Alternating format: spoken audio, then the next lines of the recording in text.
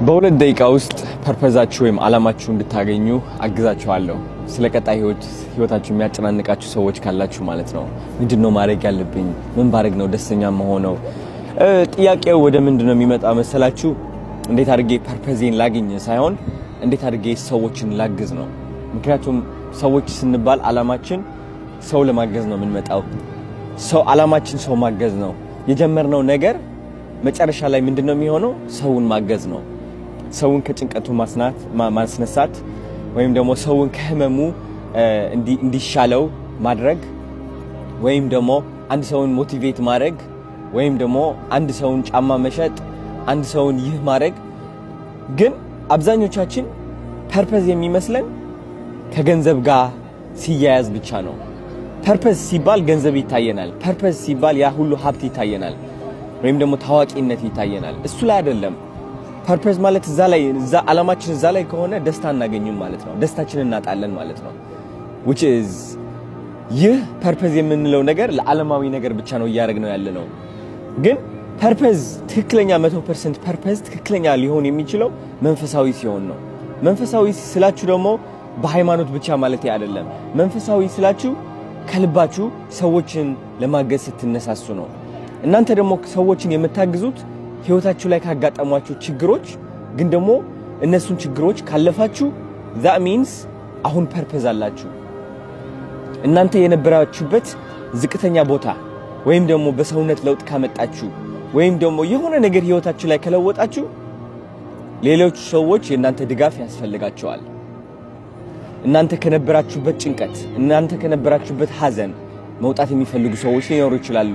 ስለዚህ የእናንተ ፐርፐዝ ምንድነው?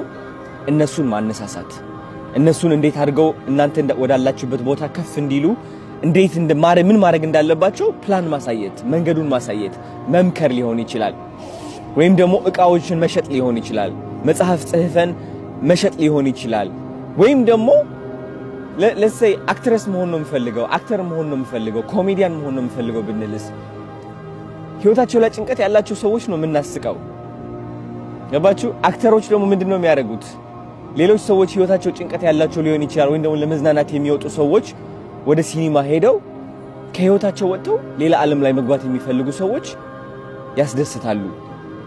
ገባችሁ? ሰዎችን ከጭንቀታቸው ወይም ደግሞ ከህይወታቸው ተከታታይ የሆኑ የሥራ በቃ ሁሉም ነገር አስወጥተው ወደ ሌላ ዓለም የሚከቱ አክትረሶች አሉ፣ አክተሮች አሉ። ስለዚህ ሁላችሁም ሰው ማገዝ ነው ዓላማችሁ። ማወቅ ያለብን ሰው ማገዝ ነው ዓላማችን ሁላችንም። ግን ማወቅ ያለብን ምንድነው ለማወቅ ደግሞ የህይወታችን ችግር መመልከት አለብን። አሁን ምን አይነት ችግር ውስጥ ነው ያለነው? አሁን ምን እያጋጠመን ነው ህይወታችን ውስጥ? ምን አይነት ድክመት አለብን? የሚጎዳን ነገር፣ ስቃይ ውስጥ ካለን እነዚህ ነገሮችን አይተን ከነዚህ ስቃዮች ለመውጣት መሞከር እንችላለን። በሰውነት ውፍረት ምንቸገር ከሆነ፣ በክሳት ምንቸገር ከሆነ፣ ህይወት ላይ ጭንቀት ካለብን፣ ጋብቻችን ላይ በጣም ትልቅ የሆነ ጭንቀት ካለብን እነዚህ ነገሮችን ለመወጣት መሞከር አለብን። እነዚህ ነገሮችን ለመወጣት ደግሞ መጽሐፎችን ማንበብ አለብን። ዩቲዩብ ገብተን መማር አለብን። ዩቲዩብ በነፃ ነው። እንደ ድሮ ግዴታ ዩኒቨርሲቲ ገብተን 4 ዓመት 5 ዓመት መማር የለብንም። ገባችሁ? ስለዚህ የራሳችሁን ችግር በመፍታት የሌሎችም ህይወት መቀየር ትችላላችሁ ማለት ነው። ያ ነው ፐርፐዝ ማለት።